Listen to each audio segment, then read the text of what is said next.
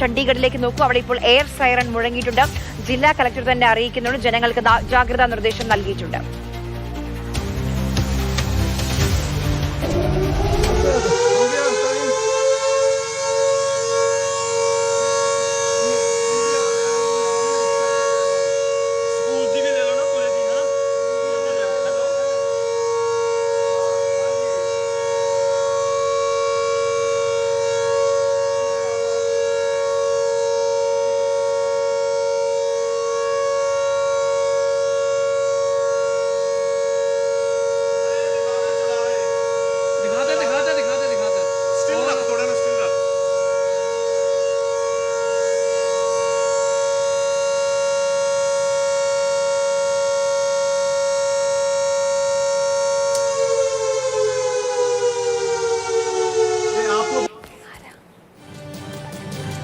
ചണ്ഡീഗഡിൽ ജനങ്ങൾക്ക് കൃത്യമായ മുന്നറിയിപ്പുകളാണ് നൽകുന്നത്. നമുക്കിപ്പം ബസന്ത് തുടരുന്നുണ്ട്. ബസന്ത്, ഇന്ത്യയുടെ വിവിധ സംസ്ഥാനങ്ങളിൽ അതീവ ജാഗ്രതയാണ്, ജനങ്ങൾക്ക് കൃത്യമായ മുന്നറിയിപ്പുകൾ നൽകുന്നുണ്ട്. വീടിന് പുറത്തിറങ്ങരുത് എന്നതടക്കമുള്ള കാര്യങ്ങൾ. പല സംസ്ഥാനങ്ങളിലും ബ്ലാക്ക് ഔട്ട് ഇപ്പോഴും നിലനിൽക്കുന്നുണ്ട്. അപ്പോൾ ഇന്ത്യ സജ്ജമായിരിക്കുകയാണ്. പക്ഷേ കൃത്യമായ മുന്നറിയിപ്പുകളും നമ്മുടെ ജനങ്ങൾക്ക് നൽകുന്നുണ്ട്. പാകിസ്ഥാന്റെ ഭാഗത്തു നിന്ന് ഏത് തരത്തിൽ ആക്രമണം ഉണ്ടായാലും അതിനെ ശക്തമായി തന്നെ ഇന്ത്യ പ്രതിരോധിക്കാൻ സജ്ജമായിരിക്കുകയുമാണ്, അല്ലേ?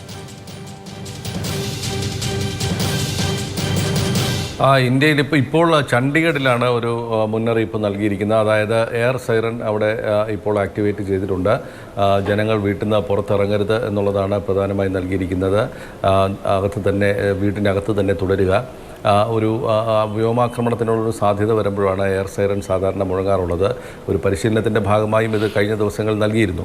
പക്ഷേ ഇന്നലെ പാകിസ്ഥാൻ ആക്രമണത്തിൻ്റെ ഒരു പശ്ചാത്തലത്തിലാണ് ഇപ്പോൾ ചണ്ഡീഗഡിൽ വലിയ തോതിലുള്ള ഇപ്പോൾ മുന്നറിയിപ്പുകൾ നൽകുന്നതും ജനങ്ങൾ വീട്ടിൻ്റെ ഉള്ളിൽ തന്നെ തുടരണം എന്നുള്ള തരത്തിലുള്ള നിർദ്ദേശങ്ങളും വരുന്നത്. കഴിഞ്ഞ ദിവസം ഡൽഹിക്കടുത്ത് ഹരിയാനയിലെ പഞ്ച്കുലയിലും സമാനമായ തരത്തിൽ മുന്നറിയിപ്പുകൾ നൽകിയിരുന്ന ഒരു പശ്ചാത്തലമുണ്ട്. വ്യോമാക്രമണം ഉണ്ടാകുമോ എന്നുള്ളൊരു സാധ്യത കണക്കിലെടുത്തുകൊണ്ടാണ് ഇത്തരത്തിൽ മുന്നറിയിപ്പുകൾ നൽകുന്നത്. ഏതായാലും ഇന്ത്യ എല്ലാ തരത്തിലും ജനങ്ങളെ ഉണ്ടാകുന്നൊരു സാഹചര്യത്തിൽ അത് നേരിടാനുള്ള അവരെ സജ്ജമാക്കുക എന്നുള്ള കടമ നിർവഹിച്ചിട്ടുണ്ട്. മോക്ക് ഡ്രില്ല് നടത്തിയിട്ടുണ്ട്. അതോടൊപ്പം തന്നെ കഴിഞ്ഞ ഏതാനും ദിവസങ്ങളിലായി ബ്ലാക്ക് ഔട്ടും പല സ്ഥലങ്ങളിലും ഉണ്ടായിട്ടുണ്ട്. ഡൽഹി അടക്കമുള്ള സ്ഥലങ്ങളിൽ ഒരു അരമണിക്കൂർ വീതം ബ്ലാക്ക് ഔട്ട് എങ്ങനെയാണ്, ഏതൊരു തരത്തിലാണ് ബ്ലാക്ക് ഔട്ട് ഉണ്ടാകുമ്പോൾ നിങ്ങൾ പെരുമാറേണ്ടത് തുടങ്ങിയ കാര്യങ്ങളൊക്കെ തന്നെ പരിശീലിപ്പിക്കുന്ന ഒരു സാഹചര്യം ഉണ്ടായിട്ടുണ്ട്.